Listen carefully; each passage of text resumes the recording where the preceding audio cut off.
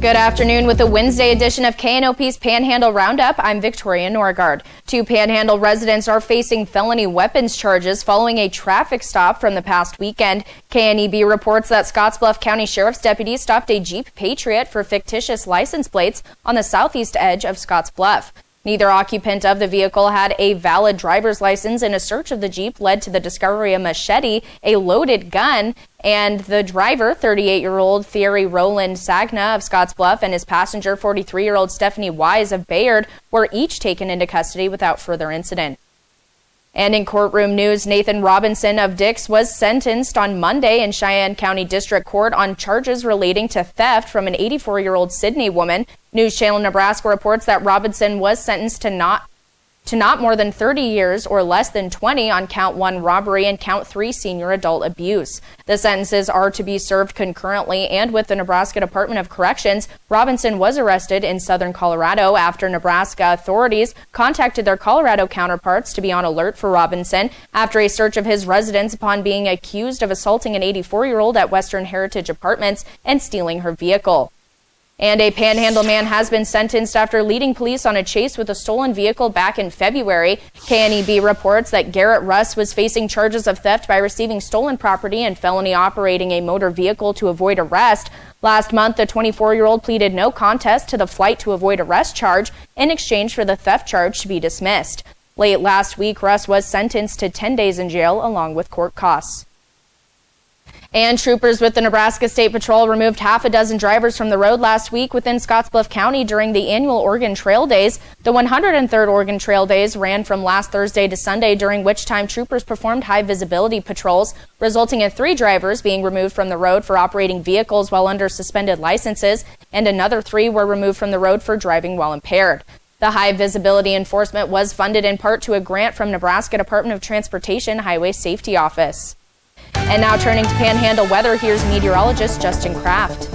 Thanks, Victoria. Mainly clear skies for work here in the Panhandle. It looks like for the rest of the afternoon, we're going to continue to see those mainly clear skies. Temperatures right now in those 70s and 80s, 78 in Sidney, 84 in Kimball, 79 in Scottsbluff, 79 in Alliance.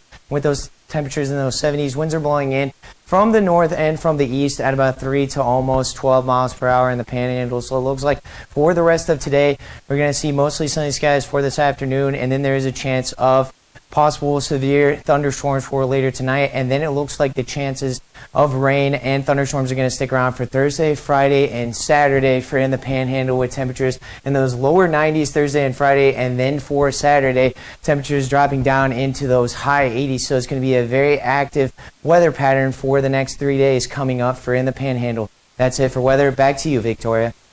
Thank you, Justin. And new details are coming out around the attempt to assassinate former President Donald Trump. At the rally, authorities say Thomas Matthew Crooks first aroused suspicion about 3 hours before the shooting when he passed through security with a rangefinder, usually used by hunters or target shooters. Security personnel kept an eye on him until he left the secure area. One former Secret Service agent said the roof where Crooks shot from should have been included in the perimeter. We can sit here and play Monday morning quarterback, but in hindsight, that should have actually been included in that secure perimeter. No one should have ever been able to get on that rooftop. Sources say after the shooting, authorities found a bulletproof vest, 3 fully loaded magazines, and 2 remote-controlled explosive devices in Crooks's car. Investigators also discovered another bulletproof vest, another remote-controlled explosive device, and a 3D printer at Crooks's home. And the Republican National Convention rolled on last night in Milwaukee. At that convention, as well as Nebraska Senator Pete Ricketts, and he's chiming in on the pick. Over the last year and a half, I've gotten a chance to know JD. He's going to make an excellent vice president. Not only is he very thoughtful, he's very intelligent, but he always brings this perspective of what do everyday Americans think about this? How is it impacting our American families?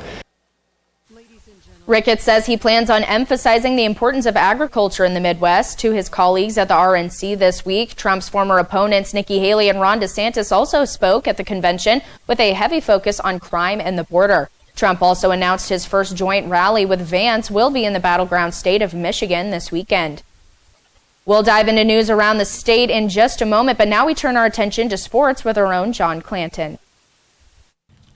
Welcome to the Sports Desk. The Class B Area 7 Junior Tournament featured local teams Gering, Sidney, Alliance, and Chadron.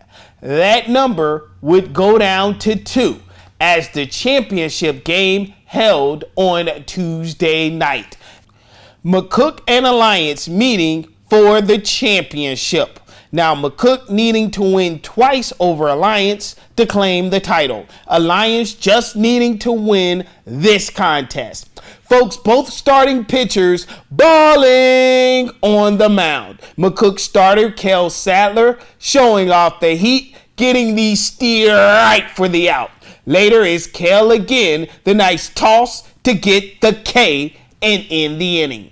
Alliance starter Tony Escamilla also showing off the arm as he gets the strikeout.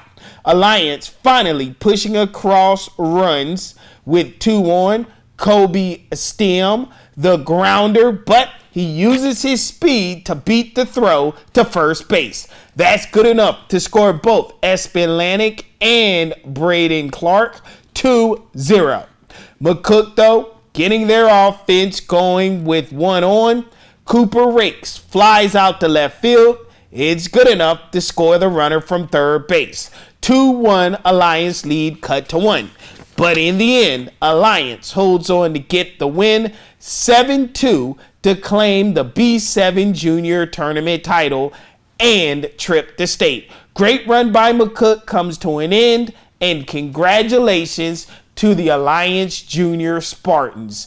They will be in state tournament play starting next weekend. That's all from the Sports Desk. Everyone have a great rest of the day and see ya.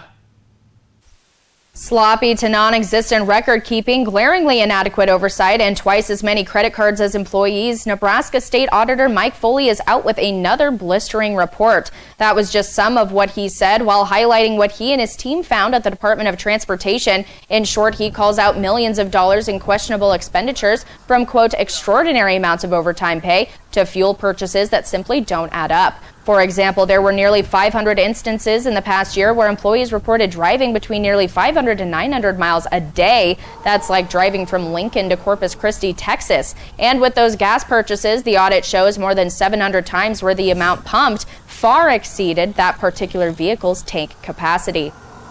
We've reached out to NDOT. The department said, quote, sees opportunities for continuous improvement. NDOT also wanted to clarify that those credit cards mentioned above are assigned to specific equipment, vehicles, and maintenance yards rather than employees. And a new Nebraska law will be taking effect on Friday, and it could change the way you drive. The new state statute will prohibit drivers to take right or left turns on a red arrow. The revised statute will mean drivers must be fully stopped until a green arrow signal is displayed. Lincoln Transportation and Utilities said it's part of ongoing efforts to improve street safety and reduce crashes at intersections.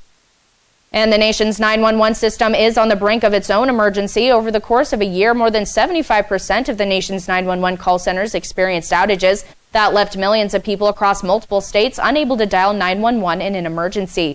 Officials point to a lack of funding and wide disparities in the system's age and capabilities. Legislation looking to give $15 billion to upgrade 911 systems in every state has only made it past the committee stage. Nebraska has also dealt with multiple outages over the past year. And that concludes another edition of KNOP's Panhandle Roundup. Join us right back here tomorrow as we continue highlighting the news, sports, and weather that matters the most in Nebraska's vast panhandle.